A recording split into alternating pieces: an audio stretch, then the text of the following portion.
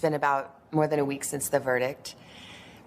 As you sit here with me now, has it sunk in? How could it? It's surreal and difficult. In part, yes. This has been a long time coming. Do you stand by your testimony and your accusations against Johnny Depp about abuse? Of course. To my dying day, will stand by every word of my testimony. The real-life drama of the defamation case between Ember Hёrd and her ex-husband Johnny Depp captivated millions of people around the world. Ember Hёrd just got exposed. Johnny, you hit me. This is so cringe. With clips spreading across social media like wildfire. I think vast majority of this trial was played out on social media. I think that this trial is an example of that gone haywire, gone amok. And the jury is not immune to that. You think the jury saw it? How could they not? I think even the most well-intentioned juror, it would have been impossible to avoid this. People online and crowds outside the courthouse made it clear where they stood. Every single day I passed for 3, 4, sometimes 6 blocks, city blocks lined with people holding signs saying, "Burn the witch," "Death to Amber." After 3.5 weeks, I took the stand and saw just a courtroom packed full of Captain Jack Sparrow fans who were vocal, energized. Can you put into words how that felt? This was the most humiliating and horrible thing I've ever been through. I have never felt more removed from my own humanity. I felt less than human. Let's go back to the day of the verdict. Were you feeling confident?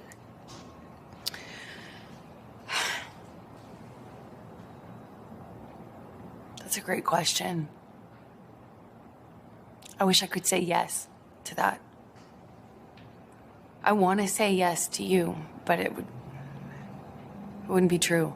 Even if you think that I'm lying, you still couldn't tell me, look me in the eye and tell me that you think on social media there's been a fair representation. Do you find that Mr. Depp has proven all the elements of defamation? Answer, yes. After the 6-week trial, the jury found Hёrd defamed Depp in a 2018 Washington Post op-ed in which she wrote she was a public figure representing domestic abuse. She never mentioned her ex-husband by name. Depp denied the abuse allegations in court.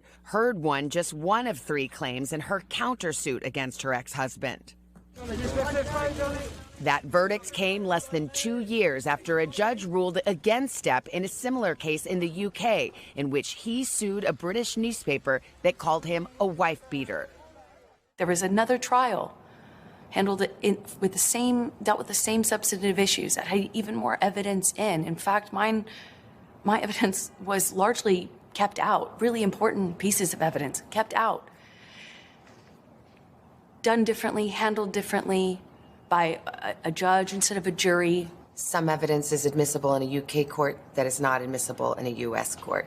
Do you think that maybe he just had better lawyers? I will say his lawyers did certainly a better job of distracting the jury from the real issues. For some people, they just were frankly disgusted by the whole thing and don't have much sympathy for either one of you.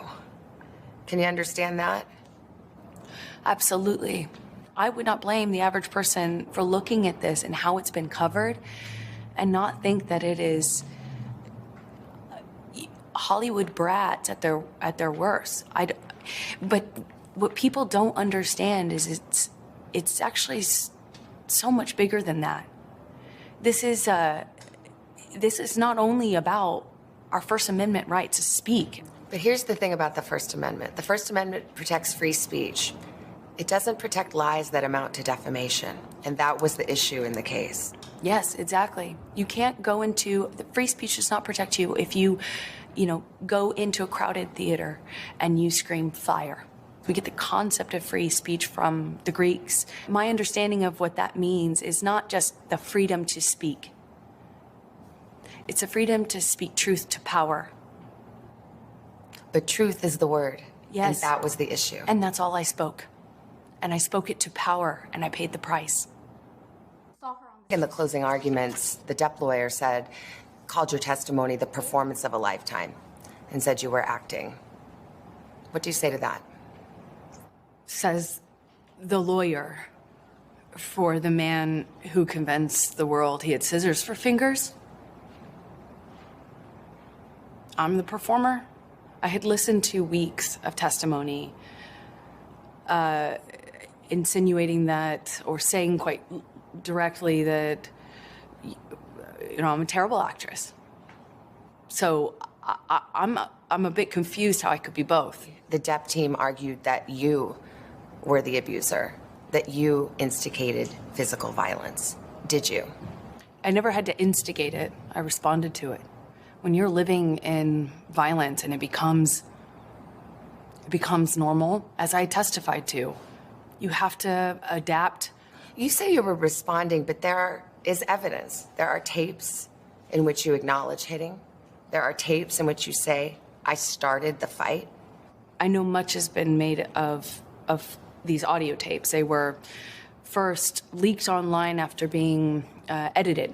What you would hear in those clips are not evidence of what was happening. It was evidence of a negotiation of how to talk about that with your abuser. But I am looking at a transcript that he says, you start physical fights, and you say, I did start a physical fight. I can't promise you I won't get physical again. I mean, this is in black and white. I understand context. But you're testifying and you're just telling me today, I never started a physical fight, and here you are on tape saying you did. As I testified on the stand about this, is that when your life is at risk, not only will you take the blame for things that you shouldn't take the blame for, but when you're in an abusive dynamic, psychologically, emotionally, and physically, you don't have the resources that, say, you or I do with the luxury of saying, hey, this is black and white, because it's anything but when you're living in it. But then there are other times, there's another tape where you're taunting him and saying, oh, tell the world, Johnny Depp, I, a man, am a victim of domestic violence. 20-second clips, or the transcripts of them, are not representative of even the 2 hours or the 3 hours that those clips are excerpt from. Could your side have just put the whole 3 hours in then?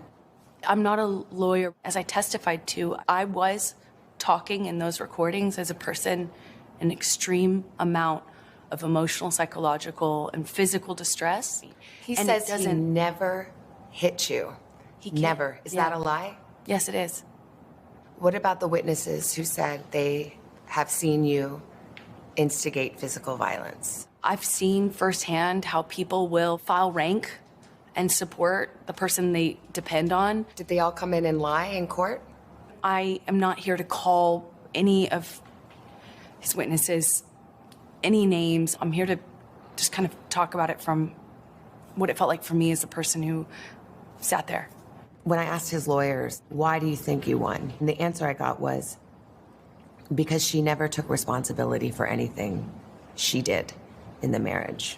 I did do and say horrible, regrettable things throughout my relationship. I behaved in horrible, almost unrecognizable to myself ways. I have so much regret. I freely and openly and voluntarily talked about what I did. I talked about the horrible language. I talked about being pushed to the extent where I didn't even know the difference between,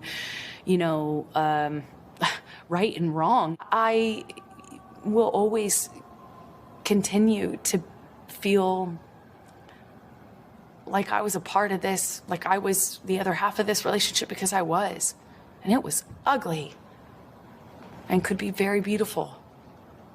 It was very, very toxic. We were awful to each other. I made a lot of mistakes. A lot of mistakes. But I've always told the truth. Hurd's lawyers say they plan to appeal that verdict. And as for the notion from Hurd that there was evidence allowed in that UK trial that could have potentially made a difference last week, Depp's attorney said here on Today.